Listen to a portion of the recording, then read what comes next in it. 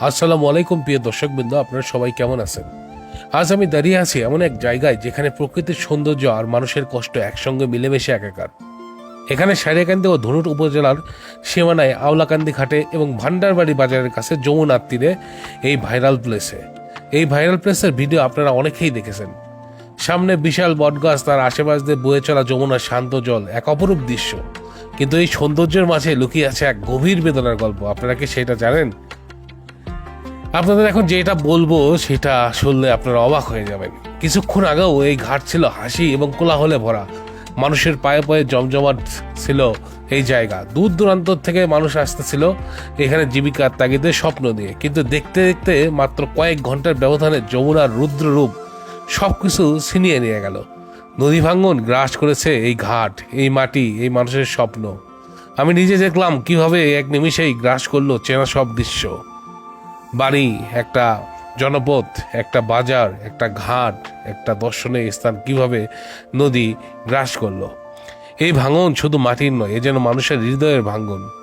অনেক ছোটবেলায় গল্প শুনেছি দাদা দাদাদের মুখে যে যমুনা ভাঙনের ফলে হাজার হাজার মানুষ বস্তু ছাড়া, ভিটা ছাড়া হয়। আজকে প্রথম চোখে দেখলাম যে এরকম একটা জায়গায় ঘুরতে এসে আমার চোখের সামনে একটা ভাইরাল প্লেস বা একটা দর্শনীয় স্থান, একটা বাজার, একটা মানুষের জনপদের দুঃখ, কষ্ট, বেদনা, সুখে ভরা জায়গা এভাবে নিমিষেই শেষ হয়ে যাইতেছে। আমার বুকের ভিতরটা কেঁপে উঠছে। প্রতি বর্ষায় এই নদী কেড়ে নেয় মানুষের আশ্রয়, তাদের স্বপ্ন। তবুও এখানকার মানুষ থেমে থাকে না, তারা লড়াই করে বেঁচে থাকে। কিন্তু প্রশ্নটা এখানেই থেকে যায়, এই ভাঙার জন্য কি শুধুই প্রকৃতি দায়ী, নাকি আমাদের নিজেদের পিছনেরও অনেকগুলো ভুল আছে? এখানে এসে জানতে পারলাম অবৈধ বালু উত্তোলন হয় এখানে দিনের পর দিন। তাহলে কি এই অবৈধ বালু উত্তোলনই এই ধ্বংসের কারণ? আমার কাছে তো এটাই মনে হয়, এই অবৈধ বালু উত্তোলনই একটা বড় কারণ, এই ধ্বংসের কারণ। এই প্রশ্ন আমাদের সবাইকে তাড়া করে ফেলে। আমি এখানে দাঁড়িয়ে ভাবছি এই মানুষগুলোর জন্য কি করা যায়। সারিয়াকান্দি পানি উন্নয়ন বোর্ড এবং ধনুট পানি উন্নয়ন বোর্ডের কাছে আমার আকুল আবেদন, আপনারা যদি আমার এই ভিডিওটি দেখে থাকেন দয়া করে দ্রুত ব্যবস্থা নিন। ব্লক আর জিও ব্যাগ দিয়ে এখানে ভাঙন রোধ করা যায় নাকি একটু দেখুন। এই মাটি, এই মানুষের জীবন বাঁচানোর জন্য একটু চেষ্টা করুন।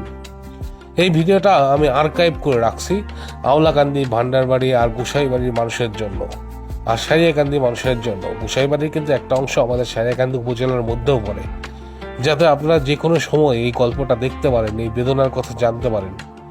আপনারা কে কোথায় থেকে দেখতেছেন আমাদের ভিডিওটা অবশ্যই কিন্তু কমেন্টস করে জানাবেন। কি ভাবছেন? আসুন আমরা সবাই মিলে একটা আওয়াজ তুলি প্রকৃতির জন্য, এই মানুষগুলোর জন্য। ভালো থাকুন সবাই, সুস্থ থাকুন।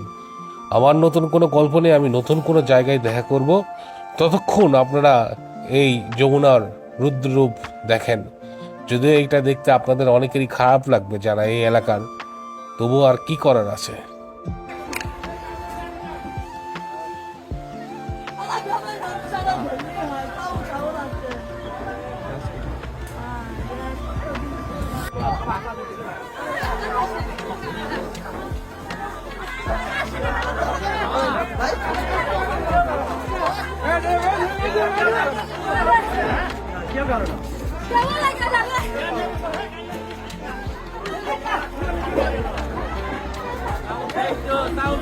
Ya Allah Allah ভাই ভাই চলেন জায়গায়